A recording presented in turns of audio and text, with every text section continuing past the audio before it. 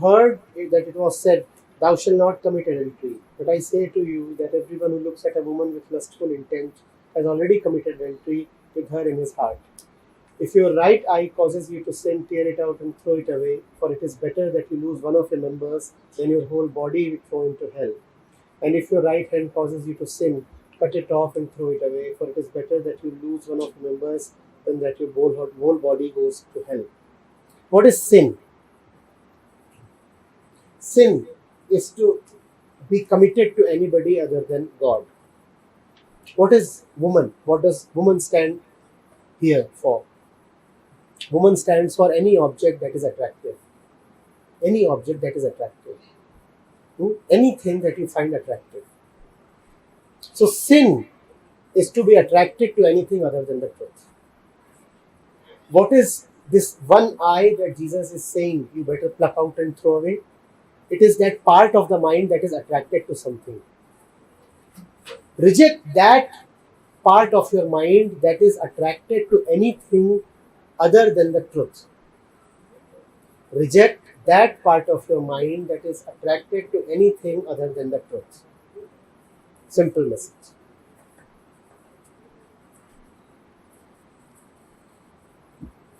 The words of a teacher must be listened to in great attention and empathy. Never take them literally.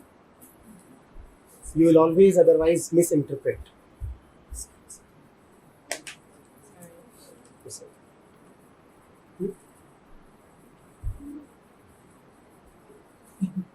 Adultery. What is the definition of adultery? Adultery does not mean that you are hanging out with somebody else's wife. Adultery means that you are now taking something as a high priority. And that something can never be God. That is the real definition of adultery. To be disloyal to God. There is no harm in being disloyal to this and that. Every vow, every promise can be broken. But your first promise must never be broken. Your first promise, your first commitment is towards the truth. And if you break that, then you are an infidel. That is adultery. Why is so straight about divorce? What is meant by divorce? Same as Kabir. Kabir also talks of the pativrata, the sati, the committed woman. It's just a metaphor. It's just a symbol. What is Jesus saying exactly? Let me read out to you. It was also said, whoever divorces his wife, let him give her a certificate of divorce. These were the original commandments. Now Jesus is adding, but I say to you that everyone who divorces his wife except on the ground of sexual immorality makes her commit adultery. And whoever marries a divorced woman commits adultery. A divorced woman, in the language of Jesus, is a mind not in touch with God. A divorced woman is a mind not in touch with God. This kind of usage of the terms man and woman was popularized later on greatly by both the Sufis and the Bhakti saints. In the Bhakti tradition, every person, be it a man or a woman, is called a woman. And the only man is God.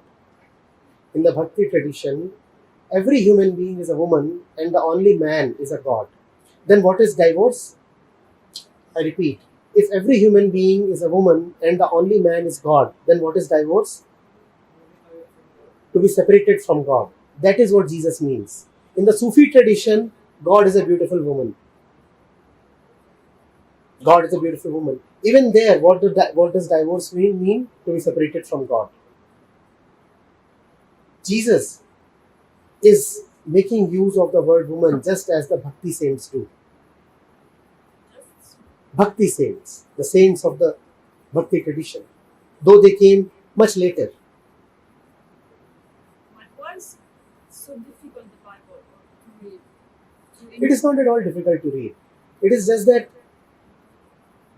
the conditions of a time necessitate a particular kind of language. Seems scripted. Yes, it does. It does. Then read these statements in light of those that do not appear cryptic. If you find a few statements cryptic or coded, you must be finding a lot many not cryptic and not coded. Use them to interpret these ones. If you understand 80% of what Jesus says and 20% remains obscure, use the 80% to come to the 20%. He could not be contradicting himself, or could he be? Which means that 80% has to be in line with that 20% which you cannot decipher. Hmm?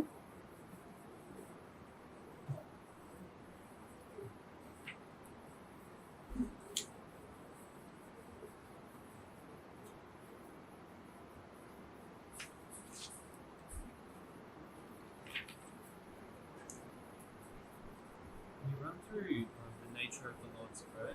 Because I think my whole life growing up as a kid, I had this preconceived idea that praying was asking for something. Yes. And then when I started to understand a bit further, I could see it was a surrender in essence. Yes. Yeah, so that's right. Yes. To pray is to just surrender. Yeah. If you say anything, if you think anything, then it is just the old pattern of desire. No more prayer. Hmm?